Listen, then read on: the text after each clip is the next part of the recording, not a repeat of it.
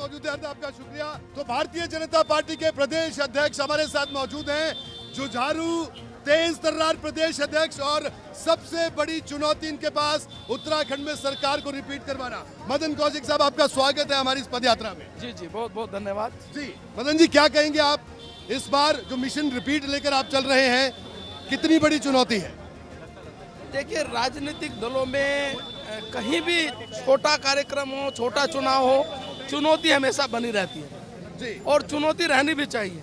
जी। लेकिन भारतीय जनता पार्टी उत्तराखंड राज्य में एक बहुत मजबूत संगठन है।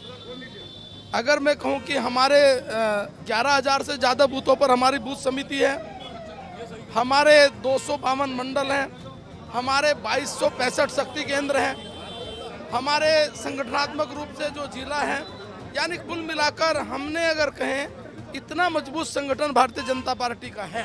उस संगठन के आधार पर हमेशा उत्तराखंड राज्य में हम लोग एक मजबूती के साथ खड़े हुए रहते हैं। जनता के बीच में माहौल बनाना चाहते हैं। आपने मुख्यमंत्री जी को कितना समय दिया, कितने महीने दिए? नहीं, मैंने कहा कि हमारे यहाँ दायित्व परिवर्तन होना, काम करना, मैनिफेस्टो पर काम करते हैं। गृह मंत्री जी ने क्या कहा कि कांग्रेस बताए कि 5 साल सत्ता में रहने के बाद मैनिफेस्टो में क्या किया, और हम बताते हैं कि हमने रहते हुए 5 साल में मैनिफेस्टो को कितना काम किया। कौशिक जी, आपने कहा कि व्यक्ति के आधार पर नहीं, मैनिफेस्टो के आधार पर काम होता है। तो पहले जो त्रिवेंद्र रावत जी थे, उनको ही आपने मैनिफेस्टो पर काम करने दिया होता, क्या दिक्कत? क्या है उन्होंने मैनिफेस्टो में किया उन्होंने भी काम। समस्या कहाँ हो? समस्या कहाँ से, कहीं नहीं हुई। एक जिम्मेदारी से दूसरे जिम्मेदारी और बीच का वक्त कैसे जाता है? नहीं, देखिए, मैंने कहा भारतीय जनता पार्टी में ये सामान्य प्रक्रिया है। आप देखेंगे भारतीय जनता पार्टी में अभी मोदी जी मंत्रिमंडल आसान है, सारी चीजें बीच हाँ, में छोड़ के दूसरे काम पे लग जाना। मैंने कहा हमारा मैनिफेस्टो पर हम काम करते हैं, उसमें हमें कहीं दिक्कत नहीं है। अब टिकट बंटवारे की जिम्मेदारी तो आपके कंधों पर है। जिसने कहा है वो तो वो बताएंगे। हमने कभी नहीं कहा कि हमारे संपर्क में कितने विधायक हैं। तो हमने ये जरूर कहा है, हमने ये जरूर कहा है। एक बयान आता है, हम रोज खबर पढ़ते हैं। लेता मदन जी भले ही कुछ कहे कि इनके संपर्क में कोई नहीं है, लेकिन मैं मदन कौशिक साहब को बखूबी जानता हूं। देखिए, यहाँ चाय की दुकान है, ये सबसे ज्यादा संपर्क में रखते हैं सब लोगों को अपने।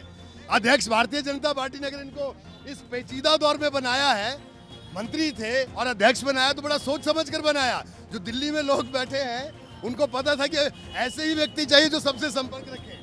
तो बिल्कुल मदन कौशिक साहब हमारे साथ मौजूद है, और ये चाय पर चर्चा भी बहुत जरूरी है, क्योंकि चाहे पिछला चुनाव हो, चाहे इस बार का चुनाव हो, राजेंद्र, चाय बहुत महत्वपूर्ण रही है। बिल्कुल बिल्कुल बिल्कुल। और देखिए, ये यशपाल आर्य जी किस मॉडल पर आ गए थे और अब किस मॉडल पर वापस चले गए? तो यशपाल आर्य जी बताएंगे कि किस मॉडल पर आए थे, किस मॉडल से गए हैं। लेकिन हमने इतना जरूर कह सकते हैं, यशपाल आर्य जी आए, पार्टी ने उनको सम्मान दिया, चुनाव जीते, उनको मंत्री बनाया। मंत्री बनाने के बाद आज शायद उनको लग रहा था उस क्षेत्र से जीतने की संभावना है या नहीं है। कुछ आकलन किया होगा उन्होंने अपना, शायद इस आधार पर उन्होंने पार्टी परिवर्तन की।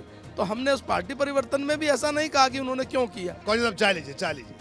लेकिन एक बात बताइए, मदन कौशिक साहब के साथ काफी आपके कार्यकर्ता भी यहाँ पर मौजूद हैं, उनसे भी हम बात करें। भाई, मदन कौशिक साहब का क्या लग रहा है आपको? मदन कौशिक साहब जो बोल रहे हैं, क्या ऐसी स्थिति है, आपको लगता है कि और मेहनत करने की जरूरत है? जी भाई साहब, यहाँ मेहनत करने की कोई जरूरत नहीं है। अच्छा, कोई हरिद्वार की जनता मदन कौशिक जी को प्यार करती है और भारतीय जनता पार्टी के साथ है। मदन कौशिक साहब, आपका बहुत बहुत शुक्रिया हमारी